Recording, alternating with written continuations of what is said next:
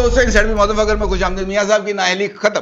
Election commission ने फैसला सुना दिया। पटवारियों मिठाइयां वंडने का टाइम आ गया है, पैन फटाफट कर लो बंदोबस्त, क्योंकि ये एक बहुत बड़ी डेवलपमेंट है जो इलेक्शन कमीशन ऑफ पाकिस्तान की तरफ से सामने आई है। इसका मतलब यह है कि नवाज शरीफ साहब की वतन वापसी से पहले ही मुस्लिम लीग नून के लिए दवा दारू यानी उनकी दुख तकलीफें और मुश्किलात के खात्मे के बंदोबस्त के अमल का आगाज हो चुका है और इलेक्शन कमीशन ऑफ पाकिस्तान की तरफ से दिए जाने वाला ये फैसला इनफैक्ट इस बात की बुनियाद बनेगा कि नवाज शरीफ साहब एक हीरो के तौर पर, एक फतेह के तौर पर पाकिस्तान की हदूद में दाखिल होंगे, लाहौर एयरपोर्ट से लैंड करेंगे तो वो पाकिस्तान की सियासत में हिस्सा लेने के अहल शख्सियत के तौर पर सामने आएंगे। इलेक्शन कमीशन ने इस मामले का पक्का बंदोबस्त कर दिया है। कैसे? यकीनी तौर पर आपके ज़हन में यह सवाल उभर रहा होगा और यकीनी तौर पर आप जानना चाहेंगे कि इलेक्शन कमीशन ऑफ पाकिस्तान की तरफ से ऐसा कौन सा फैसला कर दिया गया, और आप यह भी जानना चाहेंगे कि नवाज शरीफ साहब को उस फैसले के नतीजे में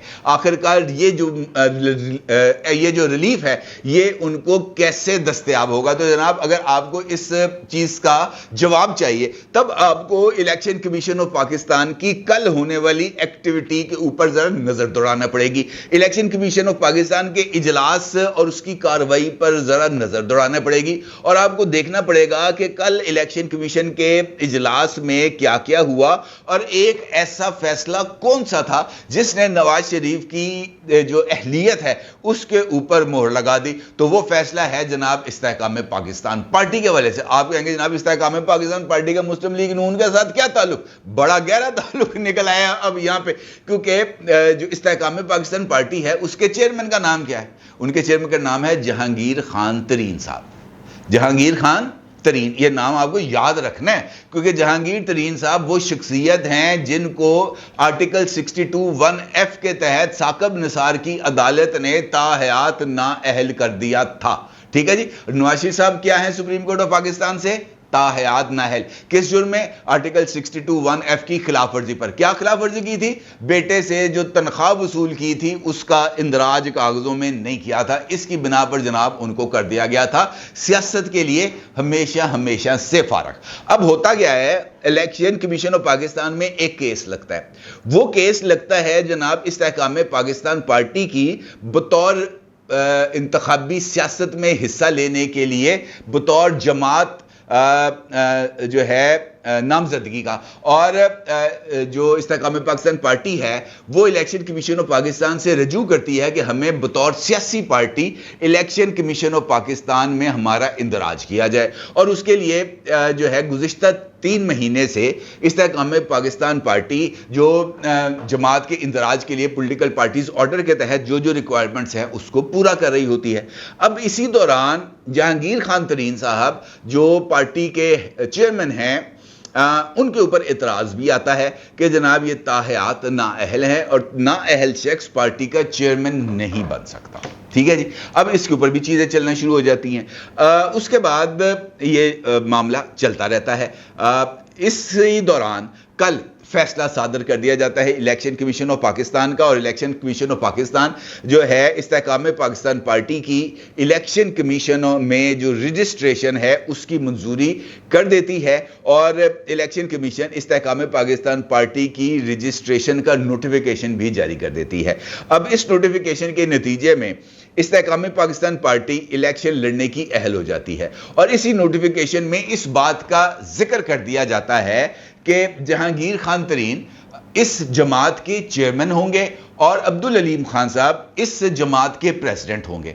अब इलेक्शन एक्ट के तहत, इलेक्शन रूल्स के तहत कोई भी ऐसा शख्स जो सजा याफ्ता हो या उसको किसी भी कोर्ट ऑफ लॉ के जरिए नाअहल करार दे दिया गया हो सियासत में हिस्सा लेने के लिए, वो किसी भी पार्टी ओहदा का अहल नहीं हो पाता। और इसी वजह से नवाज शरीफ साहब इस वक्त भी पार्टी के सरबराह नहीं है, पार्टी के रहबर के तौर पर उनको जाना जाता है। और इसी वजह से साकिब निसार साहब ने ऑर्डर पास करके नवाज शरीफ को पार्टी جو صدارت ہے اس سے بھی ہٹا دیا تھا. لیکن آپ کو پتہ ہی ہے کہ شخصیت کے گرد جماعت گھومتی ہے, وہ اب بھی پارٹی کے سپریمو ہیں, ان کا ہر حکم پارٹی اس کو تسلیم کرتی ہے. اب جہانگیر ترین صاحب کا چیئرمین کے طور پر سامنے آنا اس بات کا اظہار ہے کہ نواز شریف صاحب جہانگیر خان ترین صاحب پاکستان کی سیاست میں حصہ لینے کے اہل ہیں. ٹھیک ہے جی, کیونکہ اگر وہ نااہل ہوتے تو وہ پارٹی چیئرمین نہ بنتے. پارٹی چیئرمین بننے کا مطلب یہ ہے کہ وہ بات اب وہیں پہ میں شروع کرتا ہوں کہ ان کی پارٹی چیئرمین کی بطور انرولمنٹ اس کو چیلنج کیا گیا تھا. اس کے جواب میں استحکام پاکستان پارٹی کی طرف سے اس آرڈر کی, اس قانون کا گزٹ نوٹیفیکیشن پیش کیا گیا جس کو پارلیمنٹ کے مشترکہ اجلاس سے منظور کرایا گیا تھا, اور الیکشن ایکٹ تھا جس کے اندر ترمیم کی گئی تھی. اور اس ترمیم میں آرٹیکل اس کے اندر اس بات کا ذکر کیا گیا تھا, الیکشن آرڈر میں ایلیجیبلٹی کرائیٹیریا کو ری ڈیفائن کرتے ہوئے اس بات کا ذکر کر دیا گیا تھا کہ وہ ایسا شخص جس کو جو نااہل کیا گیا ہو, اس کی نااہلی کی مدت غیر معینہ نہیں ہوگی, بلکہ کسی بھی شخص جس کو پارٹی یا سیاست سے دور رکھنے کا آرڈر دیا گیا ہو, اس کی میعاد زیادہ سے زیادہ 5 سال ہوگی. 5 سال کی نااہلی سے آگے کوئی اور سزا نہیں ہوگی, اور 5 سال کی نااہلی بھگتنے کے بعد وہ شخص سیاست میں بھی حصہ لینے کا اہل ہوگا اور پارٹی کا عہدہ سنبھالنے کا بھی اہل ہوگا. اور اس گزٹ نوٹیفیکیشن نے انفیکٹ جہانگیر خان ترین صاحب کے لیے سیاست میں انٹری اور الیکشن لڑنے کا دروازہ کھول دیا. اس کا مطلب یہ ہے کہ اب نااہلی کی تلوار نواز شریف پر نہیں لٹک رہی, کیونکہ الیکشن کمیشن آف پاکستان نے اس نااہلی کی تلوار کو جہانگیر خان ترین کے سر سے ہٹا دیا. اب نواز شریف صاحب کے پاس کون سی 2 رکاوٹیں رہ گئی؟ ایک ان کا کیس ہے العزیزیہ کا, اور دوسرا ہے وہ شوگر مل والا کیس. یہ 2 کیسز ہیں, اور تیسرا کیس ہے توشہ خانہ کا. توشہ خانہ والا کیس ابھی ٹرائل کے مرحلے میں ہے, اس کی بھی سزا نہیں ہوئی. 2 کیسز ہیں جس میں نواز شریف صاحب کو جو ہے 10 سال اور 7 سال کی قید ہو چکی ہے, اور ان میں سے ایک کیس کے اندر جو اسلام آباد ہائی کورٹ میں جس کی اپیل ہے, وہاں پر مریم نواز اور کیپٹن صفدر کو رہائی مل چکی ہے اور ان کے اوپر چارجز کو ڈراپ کر دیا گیا ہے. لہٰذا اس کیس میں بھی نواز شریف صاحب کے لیے جو گنجائش ہے بریت کی وہ موجود ہے, البتہ ان کو پاکستان آ کر اسلام آباد ہائی کورٹ کے روبرو سرنڈر ہونا پڑے گا. دوسرا معاملہ آ جاتا ہے ان کا ہائی کورٹ میں, جہاں پر لاہور ہائی کورٹ میں, جہاں پر انہیں علاج کے لیے برطانیہ جانے کی اجازت دی گئی تھی اور ان کی سزا کو معطل کیا گیا تھا, اور 4 ہفتے کے لیے ان کو جانے کی اجازت دی گئی تھی. اور اس ایگریمنٹ کے اندر, یعنی وہ جو بیان حلفی داخل کیا گیا تھا, وہاں پر اس بات کو لکھا گیا تھا کہ کم از کم 4 ہفتے یا اس وقت تک جب تک ان کے ڈاکٹرز انہیں اجازت نہیں دیتے. اب اس کا مطلب یہ ہے کہ جب نواز شریف صاحب کی وطن واپسی ہوگی, وہ لاہور ہائی کورٹ کے اندر رجوع کریں گے, یہی حلف نامے کی کاپی وہاں پر پیش کی جائے گی, اور اس کے ساتھ ساتھ برطانیہ سے ڈاکٹرز کی جو رپورٹس ہیں وہ عدالت میں سبمٹ کی جائیں گی, اور کہیں گے کہ ڈاکٹرز اس بات کا اعلان کریں گے, رپورٹ دیں گے کہ جناب نواز شریف صاحب اب مکمل طور پر فٹ ہیں, وہ پاکستان آ سکتے ہیں, لہٰذا ان کو یہاں پر آ کر آنے کے لیے بیل بیفور اریسٹ یعنی راداری ضمانت دی جائے. اور اسی کوریڈور سے ہوتے ہوئے نواز شریف صاحب سیفلی پاکستان میں نہ صرف لینڈ کریں گے, جلسے سے خطاب کریں گے, اگلے دن اسلام آباد ہائی کورٹ جائیں گے, خود کو سرنڈر کریں گے, اور چند دن کے اندر اندر ان کو وہاں سے بھی ریلیف مل جائے گا. اس کا مطلب یہ ہے کہ نواز شریف صاحب کی سزائیں اور نااہلی اس کا ہو جائے گا چیپٹر کلوز, اور اس کے بعد معاملہ چلے گا آگے. اب استحکام پاکستان پارٹی والا جو کھیل ہے وہ ابھی یہاں پر ختم نہیں ہوتا, بلکہ یہاں پر اب ایک اور نیا ٹوسٹ آ گیا ہے. استحکام پاکستان پارٹی نے یہاں پر ایک اور نیا لچ فرائی کر دیا ہے, اور ایک درخواست الیکشن کمیشن آف پاکستان میں دینے کا فیصلہ کر لیا ہے. اور ان کا یہ ماننا ہے کہ یہ جو بلے کا نشان ہے نا جی, پاکستان تحریک انصاف کا انتخابی نشان ہے بلہ. جہانگیر ترین صاحب کی جماعت نے مطالبہ کیا ہے الیکشن کمیشن آف پاکستان سے کہ اس انتخابی نشان کا اصل حقدار وہ ہیں, یعنی ان کی جماعت ہے استحکام پاکستان پارٹی, کیونکہ وہ تمام لوگ جو ماضی میں عمران خان صاحب کی جماعت کا حصہ تھے وہ اب ادھر شفٹ ہو چکے ہیں. لہٰذا اس انتخابی نشان کو, چونکہ یہ ہماری ملکیت ہے, اس کو ہمارے ساتھ ٹرانسفر کیا جائے, کیونکہ عمران خان صاحب کی جماعت نے سب سے پہلا الیکشن بطور پاکستان تحریک انصاف, جو ان کا پہلا انتخابی نشان تھا وہ تھا مکہ.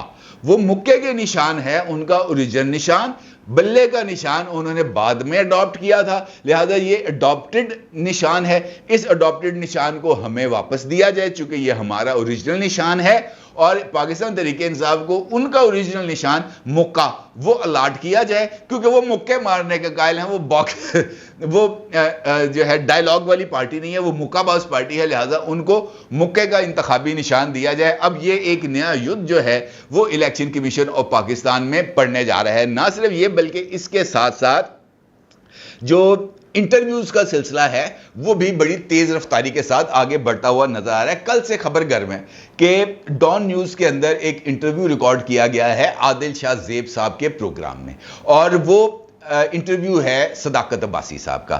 اچھا، اس کے لیے یہ خبر بہت جگہوں پر چل رہی ہے، بلکہ شہزاد اکبر نے تو اس کے اوپر ایک وی لاگ بھی کر دیا، اور انہوں نے کہا کہ جناب ایک حاضر سروس کرنل ویگو ڈالوں کے اندر صداقت عباسی کو لے کے آیا، ڈان نیوز کے اسلام آباد کے آفیسز کے اندر لے کے گئے، عادل شاہ زیب کے اسٹوڈیو کے اندر جو ہے صداقت عباسی کو بٹھایا گیا، پورے کا پورا جو ڈان نیوز اسلام آباد تھا وہ گھیرے میں تھا خفیہ والوں کے اور سادہ لباس والوں میں اور ویگے والوں کے، اور وہاں پر جو ہے صداقت عباسی کا انٹرویو کو ریکارڈ کرایا گیا، لیکن ڈان والے سٹینڈ لے گئے۔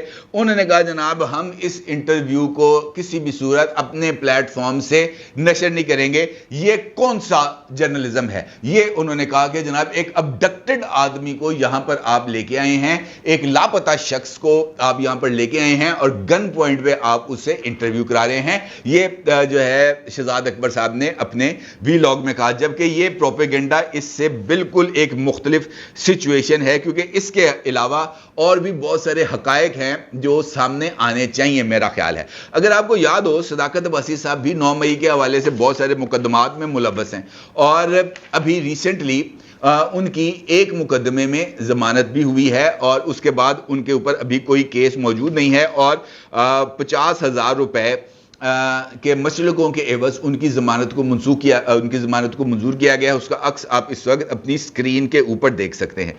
یہاں پر کچھ جگہ ہیں جس پر دائرہ لگا ہوا ہے اور ایک ایرو کا نشان ہے جو آپ کو بتائے گا کہ کون سی چیز ہے جو اس وقت میں آپ کے سامنے رکھنا چاہتا ہوں۔